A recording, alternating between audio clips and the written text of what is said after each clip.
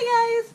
I am here today to talk to you guys about my experience at Tokyo Disney. Pretty much, I have lived in Southern California my entire life, and I've been a pass holder for the Disneyland Resort in California for about 8 years now, so I go there quite often. I recently made a trip down to Tokyo Disney about 2 weeks ago. I went on April 2nd of 2018. That was just a couple weeks ago. I just came back not too long ago. It was springtime. It was beautiful. It was great weather that day. We got so lucky, and I was so excited because it was my first castle outside of the US. I have a list of things that I found pretty interesting that I thought I'd let people know. One of the first things I noticed about Tokyo Disney is that the lines for the snacks are incredibly long. The snack carts in California, they hardly have any lines. If there's a line, there's like 5 people. In Tokyo Disney, now, the snack lines are insane. I swear, like it wraps around the cart almost twice. I think the wait for snacks would probably be like 30 to 40 minutes. And, you know, they do have pretty cool snacks. They have all these different kinds of different flavored popcorns. I think there's like 6 or 8 flavors that you can choose from, and every single popcorn cart is different, and every single different cart has their own special popcorn bucket. So, I mean, I think that's why people were waiting. Ice cream carts, those lines were insanely long as well. Same thing, like 30, 40 minutes. That was a lot of people. So, unfortunately, my cousin and I, we couldn't even have snacks. We couldn't even eat any snacks while we were there because the lines were just insane, and we didn't want to wait it that long because we're not used to it, you know? More with lines. Lines for the kid rides are much longer than the ones for the big rides. So you have like you know, canoeing, when you can canoe in the river, I don't know what it's called in Tokyo Disney, or Buzz Lightyear, and some other Monsters Inc. ride, like very kid rides where it's kid friendly. It's not a roller coaster, it's pretty much themed, and then you go around and you look at stuff, and it's just, you know, one of those kid rides. Those were like 120 minutes, probably, like minimum. Buzz Lightyear, 2 hours long. Like, I couldn't believe it. I was like, Buzz Lightyear in California? That is only like 15 minutes, and even 15 minutes is too long for us. And then there comes rides like Star Tours and Space Mountain, and then, I don't know, like Big Thunder Mountain. And those are long too, but not as long as the kid rides. So that was interesting. That was definitely interesting. So something else I found interesting. So I remember I Googled the acreage from California Disneyland to Tokyo Disney. They're roughly the same. Tokyo Disney probably has like 10 to 20 acres. No, that's not accurate. I'm gonna look it up right now. So Disneyland in California is 85 acres. Tokyo Disneyland is 115 acres. The interesting thing is that there are less rides at Tokyo Disney. The reason for that is because there's lots of space that they make for walking. There's a lot of space in front of the castle. There's a crazy amount of space in between every single land, every single ride. Everything is really spaced out. But it kind of works because when you're walking through like California Disneyland, it feels like you're so crowded. It feels like it's so crowded because you're around so many people. In Tokyo Disney, I'm pretty sure it was extremely crowded as well, but it didn't feel like that because there was so much walking space, so much acreage for us just to roam around. I did like that about that because even though there is more walking and less rides, the walking didn't seem as bad as it is in Disneyland California. My next one, to go along with that, because there's a lot of walking space, that means there's a lot more space for seating for parades, right? So it was a parade around, I think like 5:30. The sun was still up, so it was a parade around 5:30. And actually at Disneyland California, if you don't sit down like an hour prior to that parade, you won't find good seats, right? We were on a ride, and then all of a sudden we saw that the parade was going to start, and only 25 minutes before the parade we found awesome seats because there was so much space.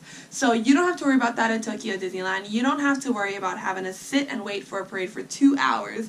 You can just go enjoy your day, and then when the parade starts, you have seating. It's pretty nice. Another thing is that a lot of their lines are outside of the building, shall I say, rather than inside the building.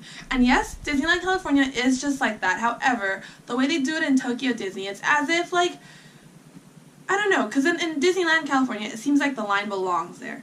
In Tokyo Disney, it just seemed like they just extended the line, you know? So that was really interesting. However, the lines, you know, having the lines outside of the ride makes the lines look much longer than they actually are. But in Japan, their lines move so fast, and they're really organized when it comes to this. It's pretty insane. So when they're in line, it's not like you're actually standing in line, and it's not like it's a single file line one behind another.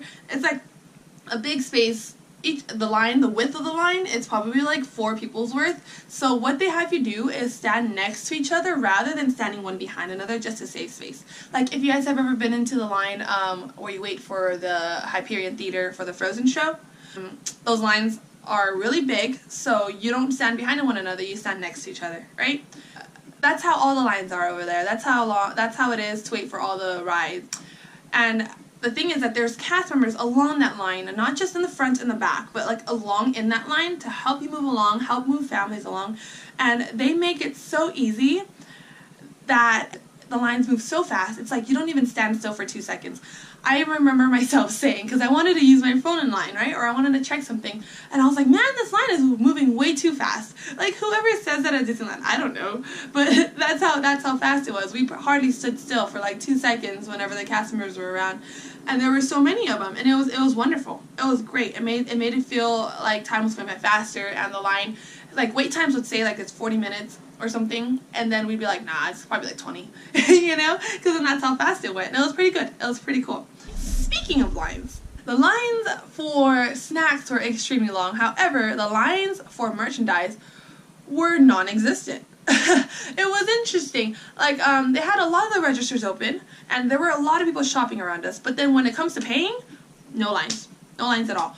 You just go up there and you pay and done. So I don't know how, if like the demand is not as high, or if things are just that organized, who knows.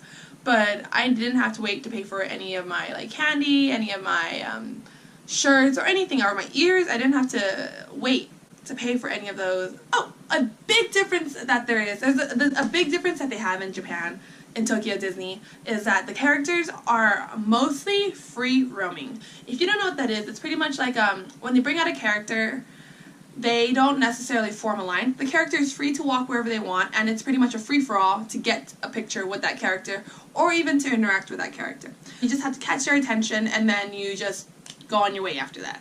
And I think that is much more efficient than they do it at Disneyland. It works in Tokyo Disney because everyone is so polite and generous and considerate of one another. It's not like it would be here in America where people would just catfight, you know? So it makes sense.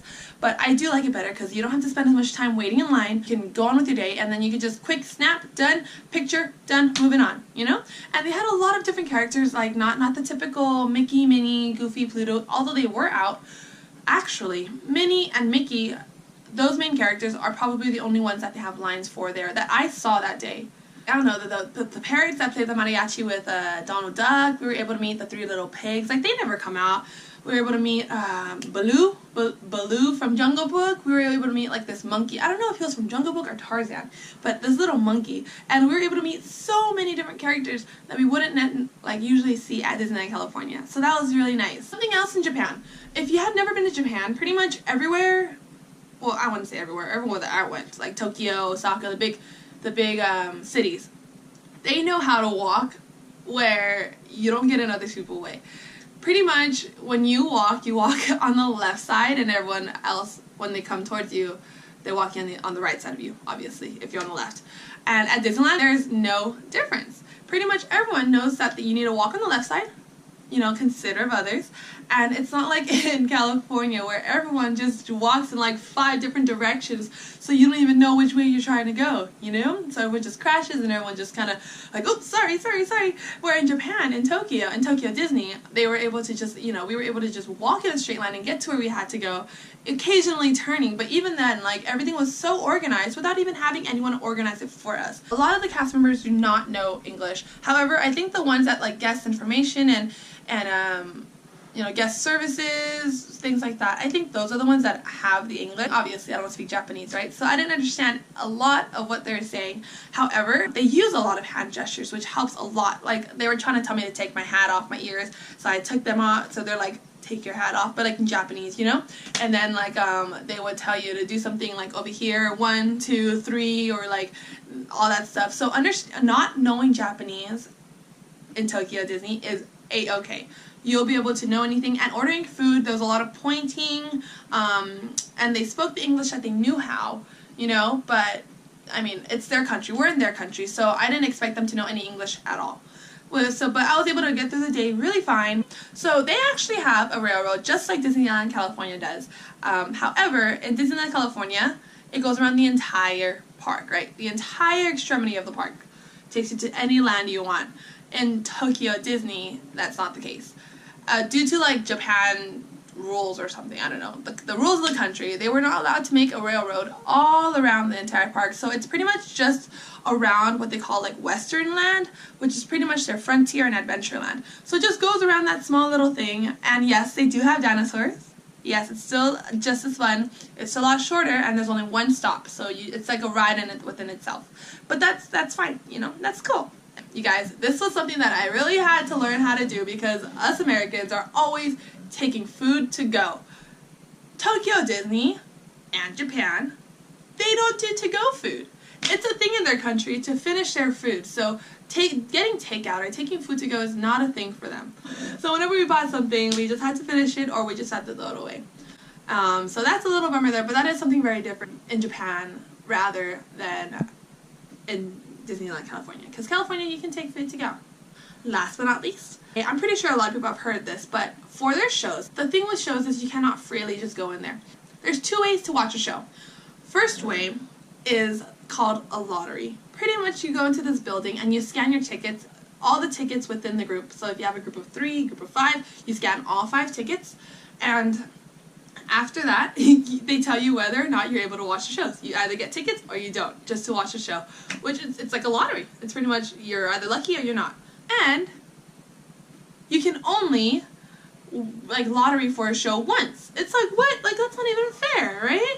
The second option to watch a show is that there is a standby line. So you pretty much wait, like, half an hour to an hour prior to that show in the standby, so that once they fill up everyone who has their tickets, who actually won the lottery to watch a show, then if they have extra seats, then you get to go sit. Yeah, that wraps it up. That's pretty much everything that I learned from Tokyo Disney. I had a great time there. I did.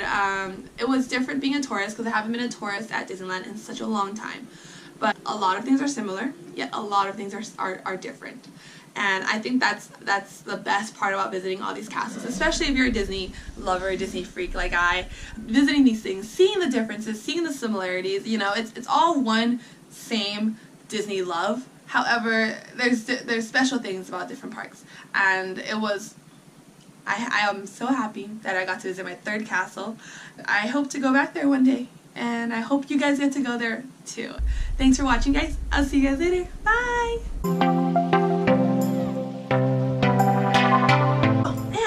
Something I forgot to mention. Okay, these ears, if you're wondering, these ears are from Tokyo Disney actually, and I wore them for the video just because I'm talking about it, right? And aren't they adorable? Like, they don't have these in California. The ones in California are rose gold and millennial pink.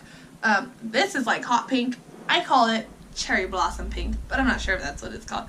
And let me tell you guys, if you want to buy ears, guys, go to Tokyo Disney to buy these damn ears, because they are only 1,500 yen, which translate into 15 American dollars.